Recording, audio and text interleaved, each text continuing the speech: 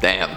You guys really like your evil angels, eh? There's something about a tale of corruption and terror that really gets the old brain cells going into overdrive. Especially when it's one of the most divine beings deciding to forego heavenly rule altogether. I typically prefer a tale of redemption, but that kind of thing doesn't often happen when discussing religious icons. Either you're good forever, good and then evil forever, or just straight up evil. It's a pipeline to the bottom and nobody's climbing back up. So let's get right into it. The top 5 angels who turn into demons, part 3. Coming at number 5, we've got Armaros. Have you ever watched someone fall in love with the idea of something? Like a high schooler going head over heels for their crush without actually knowing all that much about them, let alone actually talking to them? Or maybe someone falling victim to the never meet your heroes cliche where they develop some sort of parasocial relationship with someone and then find out what they're really like. I suppose this kind of thing happens even more than ever with the way people present themselves in online spaces, but it's been happening for ages.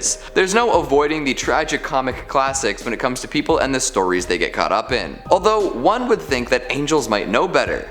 Enter Armaros. Sounds kind of like Armaros, which kind of makes sense as I continue to explain what I'm talking about. This is an angel who is a friend of Enoch. One day Enoch came to hang with Armaros and began to describe what humans are like. Their forms, the way they acted and reacted, the things they believed in, the works. And although Armaros had never met a human, he began to fall in love with them, or the idea of them.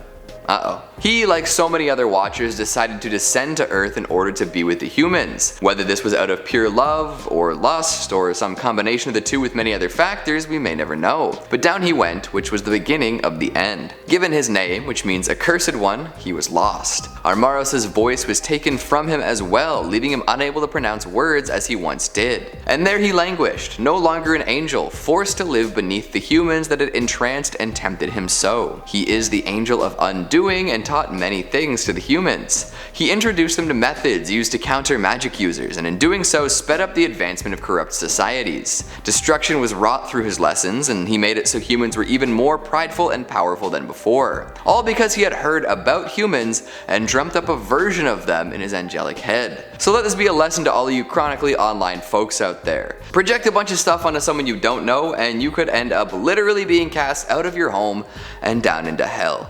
Keep that in mind. Coming in number 4, we've got Tamiel. When a name shows up in multiple popular creepy TV shows, you can probably assume there's some spookiness to its owner. In the case of Tamiel, we can see why almost immediately. Featured in both The Walking Dead and Supernatural, this angel has some star power, and it doesn't stop at star power, he's got some crazy other powers too. He was once an angel up in heaven, of course, with all of the divine providence that comes along with that. However, that wasn't quite enough, and Tamiel made his way down to Earth and eventually to the underworld itself. There he became known as the Angel of the Unseen. Tamiel will take a human and put them into a dreamlike state where they remain for extended periods of time. In this dream, humans will experience their personal idea of heaven. Over thousands of years, this angel would do this to many different humans, often under the guise of another. He took on many different names during this process, slyly hiding his identity from those who may recognize him. The reason for these covert operations is largely unknown, but I'm sure you can fire some guesses down in the comments. It wasn't only dreamy heavens that Tamiel gave to humans though. He also taught them many things considered taboo at the time. Famed for his teachings of astrology, he gave humans the means with which to decode the stars above them and apply their movements to their lives. A little less popular, teaching the wicked strikes of spirits and demons to children. So if your kids are talking about how angels and demons are terrifying and maybe how they'd like to be just like them, you can blame this angel.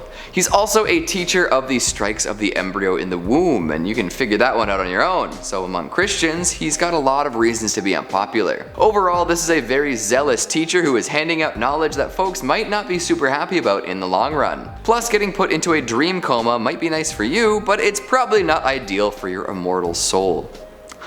Coming in number 3, we've got Penemue. Knowledge is power, that's for sure, but it can also cause plenty of problems, as we can see while looking at literally any point in history. And who can we blame for all of this? Why, Penemue, of course, the fallen scribe, angel of the written word, curer of stupidity in man and revealer of secret wisdom, a Prometheus in a different body.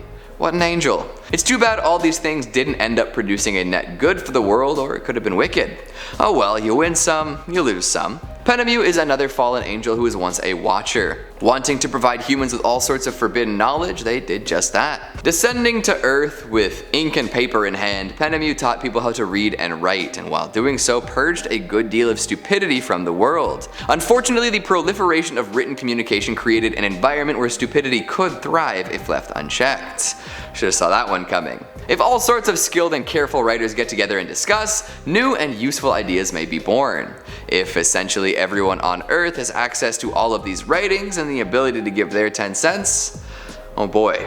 So while the intentions were good, the execution wasn't so great. And the fallen angel Penemue doomed us to scrolling endlessly on Twitter, getting into arguments with distant family over Facebook, and of course, reading comments on YouTube.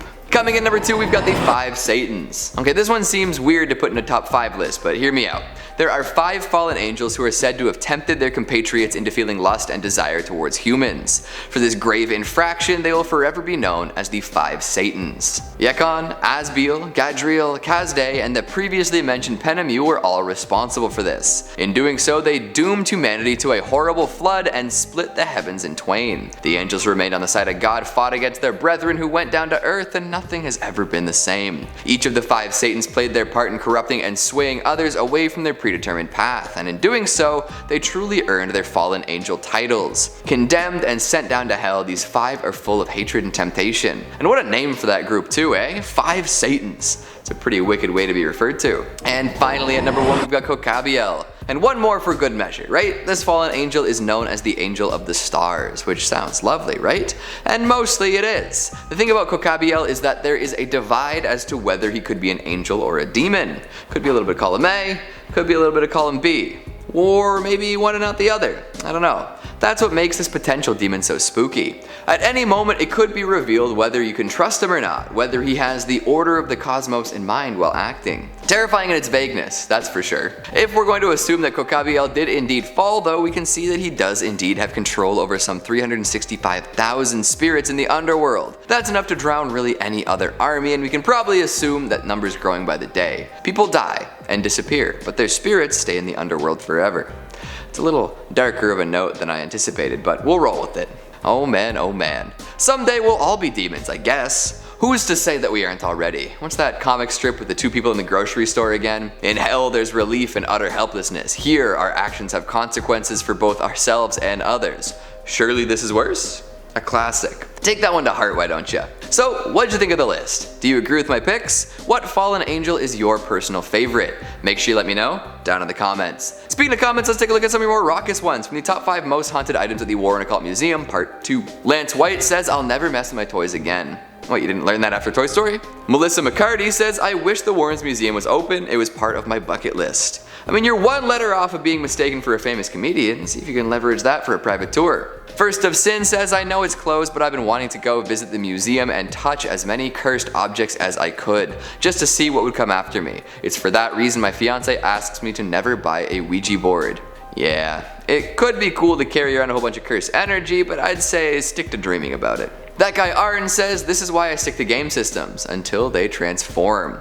With all the creepypasta about cursed games floating around, I'd be extra careful if I were you. And here's 2 dudes being cool. They have to make sure that everyone knows they think that all this is so silly and boring.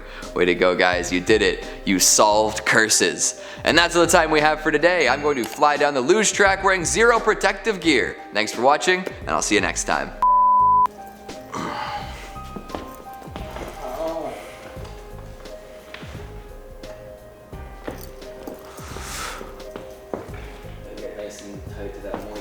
Just gotta make sure that the speech is just beautifully clear. So incredibly clear.